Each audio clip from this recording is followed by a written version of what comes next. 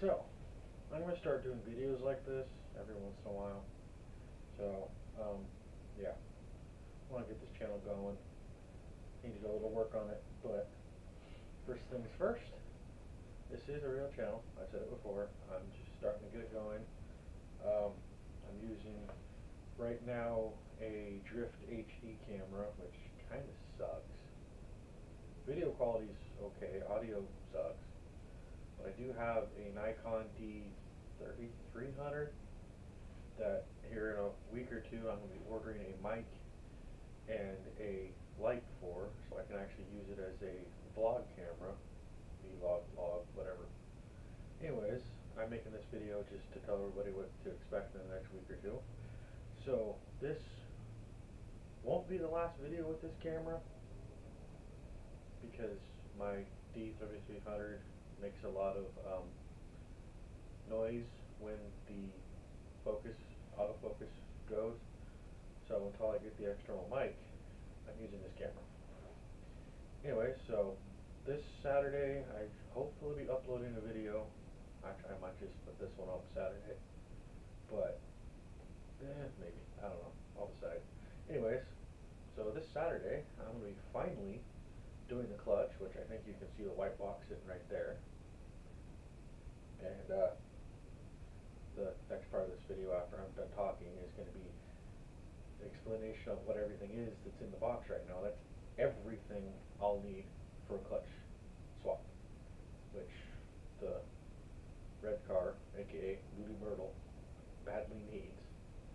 It's got some slippage issues taking off in first gear, even though I take off like a raped ape.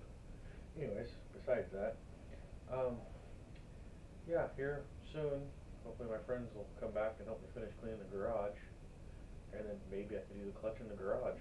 Would be nice, but a lot of stuff needs to get taken out.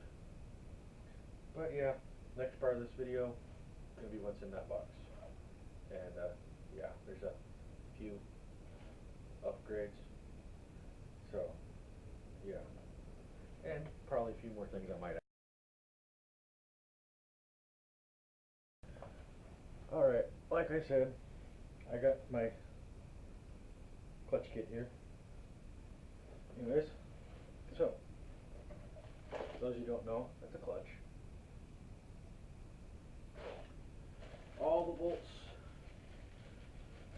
9 flywheel bolts,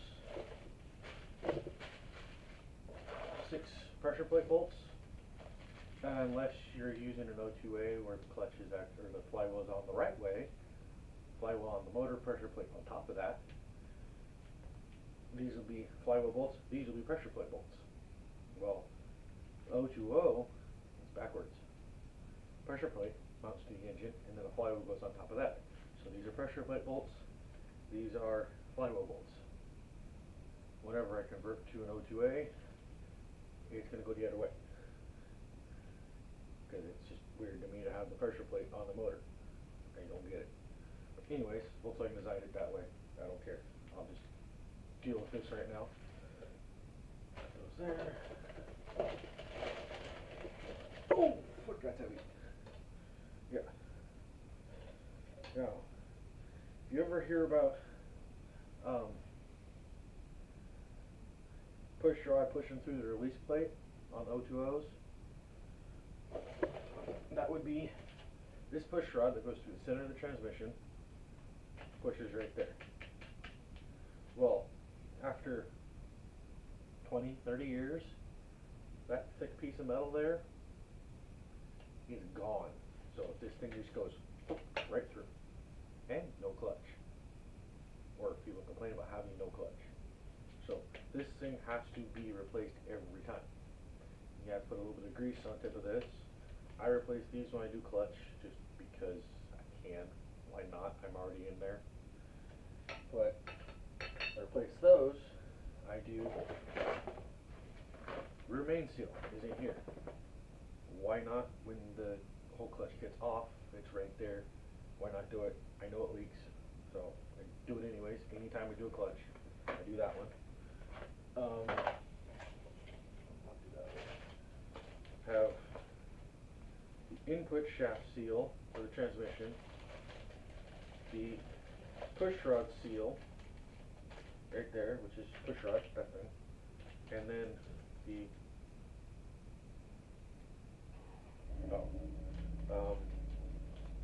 I don't know, but that thing's the easiest thing to put in right there.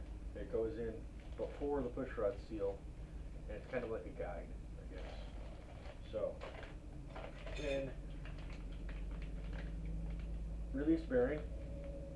This is what goes on. I have another one in there that can show better.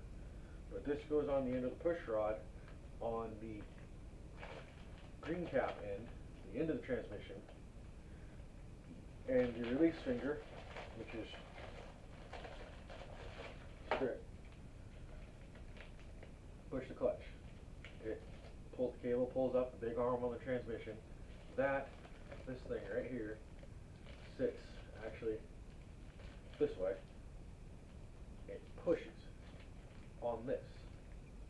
I don't know if you can see it, maybe, but which pushes on the push rod, which pushes on that plate, which releases the clutch. So that's a short explanation. I'll figure all this shit out later. In here, this should be my extra. I always order one of these just in case the clutch kit doesn't come with one. And this one looks in better condition, I guess, than that one. But that's the end the push rod goes into. That's the end the release finger sits on. After 10, 15 years of use, this has a lot of marks in it.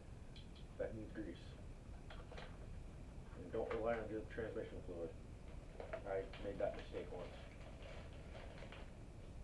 But that's the clip that holds the clutch finger in. And this is the green cap I was talking about. You'll see that on the end of transmission. Whenever you have to replace a release bearing or clutch release finger, replace this. You will destroy it getting it out. I've been able to do release bearing once in 14 years, once without destroying this. That was because it was halfway off anyways. So, good idea to replace it. And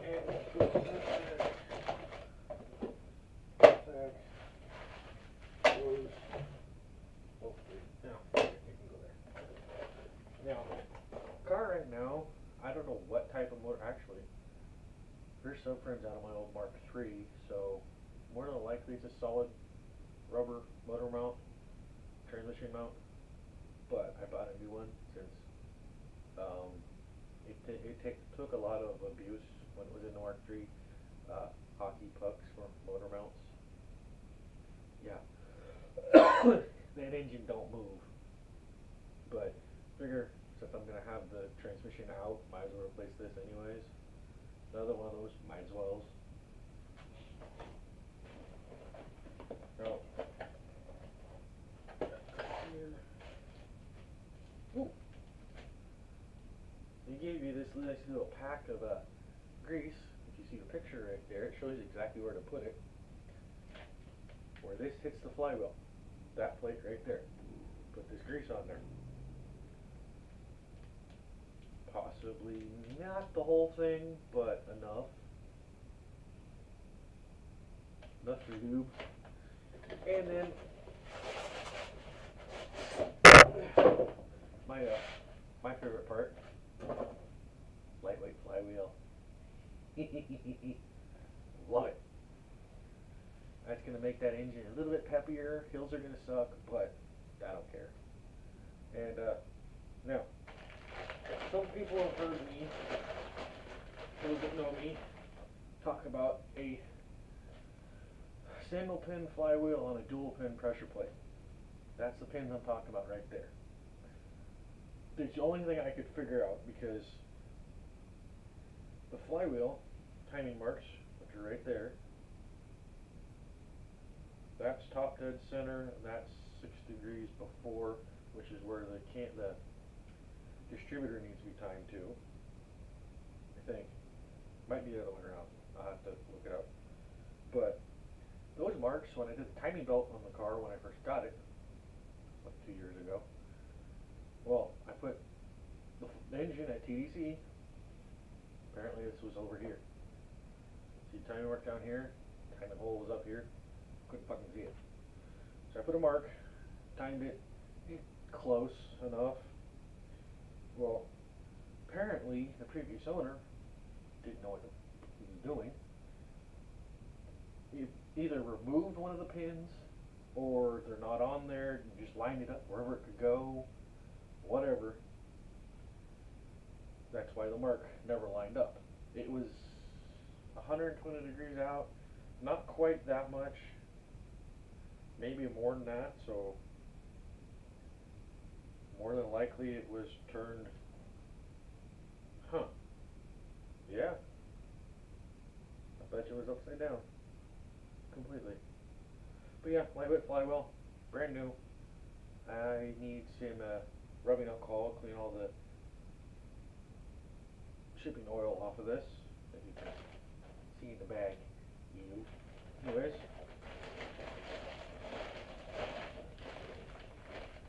put her out.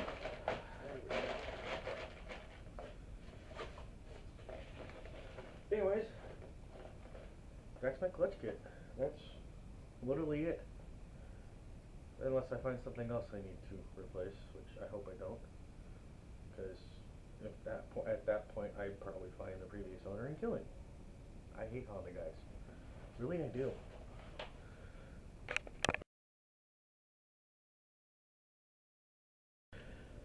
Okay, this is the clutch release finger that I was talking about.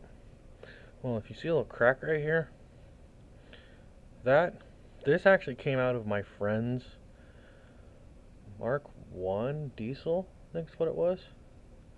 He was complaining because he said this clutch went out, he replaced the clutch, still wouldn't disengage. Well, this sits, if you take the green cap off, you'll see this sitting right there, right over the release bearing. It sits right here where my fingers are.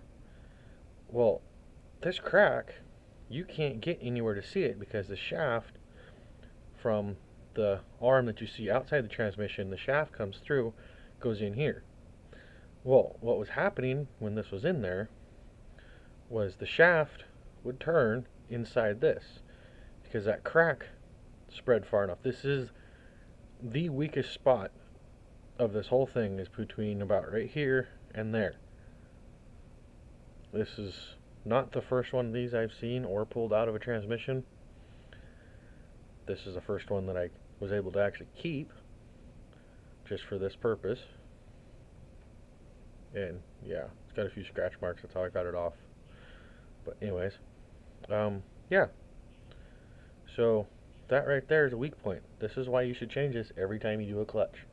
So you don't randomly go, oh, my clutch is bad. And it's just a $5 part that can be changed in your driveway. Turn the wheels one way and pop the cap off. Replace the cap as well, like I said in the video. Anyways, well, that's it. See the crack? Can you see it? There we go.